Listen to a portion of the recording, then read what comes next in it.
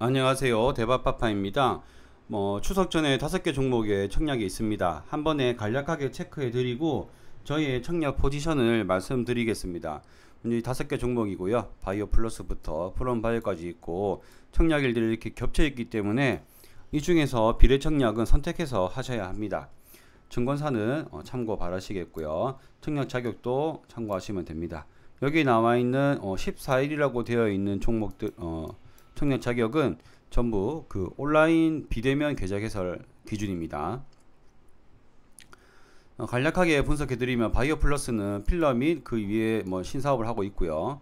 신한 스펙 8호는 스펙이니까 합병을 하고 있고, 실리콘2는 스타일코리아.com이라고 하는 역직구몰로 전세계 도매 물류 도매를 하고 있다고 합니다. S&D 같은 경우에는 불닭볶음면과 신라면 같은 곳에 들어가는 식품 소재, 그리고 건강기능식품에 들어가는 소재를 만들고 판매하고 있다고 하고요. 프롬바이오는 수팔메토 등 건강기능식품들을 판매하고 있다고 합니다. 수요 예측 결과를 보시면 먼저 S&D는 가장 안 좋게 나왔고, 기존 주주 물량도 많으면서 유통 물량까지 많은 안 좋은 것 3일체가 나왔다고 볼 수 있겠고요. 바이오 플러스는 수요 예측은 굉장히 좋게 나왔지만 기존 주주들의 물량이 굉장히 많은 것이 단점입니다. 신한스펙은 스펙주 중에 가장 수요 예측 결과가 좋게 나왔습니다. 하지만 유통 가능 주식은 다른 스펙주들보다는 조금 많은 125억입니다. 실리콘2와 프롬바이오는 아직 수요 예측 결과가 나오지 않았습니다. 하지만 모든 종목에 이렇게 기존 주주들 물량이 많은 것은 단점이고요. 프롬바이오는 특징적인 것이 환매 청구권이 있습니다. 자, 그러면 간단하게 시간 없으신 분은 제 의견만 보시겠다 하시는 분들은 이것만 보시고 나가셔도 됩니다. S&D는 패스할 예정이고요.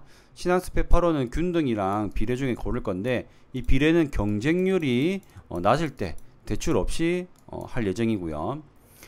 프롬바이오와 바이오플러스는 균등 또는 프롬바이오는 수요 예측 결과에 따라서 패스할 수도 있습니다.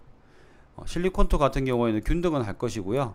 만약에 고민을 해보고 비례까지 올라갈 수가 있겠습니다.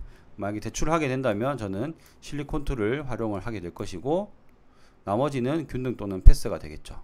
이 내용이 있고 그 이유를 지금부터 간단하게 말씀드리겠습니다. S&D는 수요 예측 결과와 의원 보유 확약 물량이 굉장히 적게 나왔고 유통 물량이 너무 많습니다. 기존 주주까지. 그래서 균등까지 패스할 예정이고요. 기업이 좋다고 생각하시는 분들은 오버행 이슈 끝난 뒤에 접근하시기를 추천드립니다. 두 번째 종목은 신한스펙 8호인데요. ACPC라고 하는 이 최대 주주와 발기인이 굉장히 유명하다고 저번에도 한번 말씀드렸는데요. 그래서 균등은 무조건 할 거고요. 비례 같은 경우는 이제 대출 없이 경쟁률이 낮을 경우에만 비례를 할 예정입니다. 프롬바이오는 아직 수요 예측 결과가 나오지 않았기 때문에 판단이 애매합니다만 이런 그 유사 기업에서 뉴트리에 비해서 브랜드 인지도가 좀 적은 것 같고요. 그리고 기존 주주 물량이 많기 때문에 HPO의 향기가 솔솔 풍기기도 합니다. 하지만 환매 청구권이 있기 때문에 균등은 할 예정이고요. 그리고 수요 예측 결과가 안 좋게 나오면 패스할 생각입니다. 네 번째 종목은 바이오 플러스인데요. 균등만 할 생각입니다. 그 이유는 영업이익률도 높고 필러도 굉장히 수출 비중도 좋고 합자 범위 세워서 이 확장성도 좋고 신사업도 확장하고 있지만 그래도 기존 주주들의 물량이 너무 부담스럽습니다. 그리고 특징적인 것이 바이오 플러스는 바이오 기업인데도 불구하고 특례 상장이 아니라 일반 상장입니다. 그만큼 재무가 탄탄하고 부채 비율이 적습니다.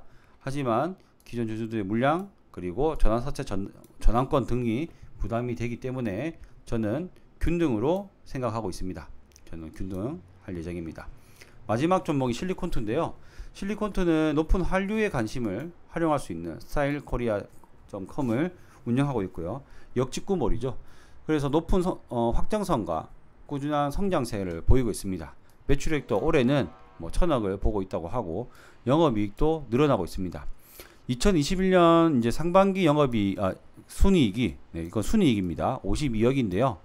2020년 연간 순이익이 57억입니다. 그만큼 확장성이 뛰어나다라고 볼 수 있겠고, 하지만 단점이라고 한다면 임직원들의 구주 매출이 약간이지만 있었고 유통 물량 중에 기존 주주 물량이 21%나 되는 게 단점입니다. 또한 고평가 논란 퍼가 44배로 되어 있는데요. 저 같은 경우에는 고평가긴 하지만 플랫폼이라는 기술을 활용하는 사업들은 요즘 시장에서 굉장히 평가를 후하게 주는 경향이 있다고 생각하거든요. 그래서 수요 예측 끝난 뒤에 판단 내릴 것이고요. 균등 또는 대출을 활용한 비례 책략까지도 생각하고 있습니다.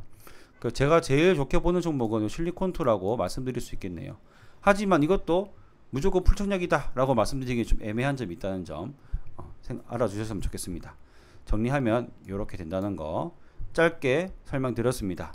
그래서 최종적인 판단이 나올 때마다 저의 판단 내용을 또 여러분들께 알려드리도록 하겠습니다. 오늘도 여러분들의 시간을 아껴드리는 대박파파였습니다. 감사합니다.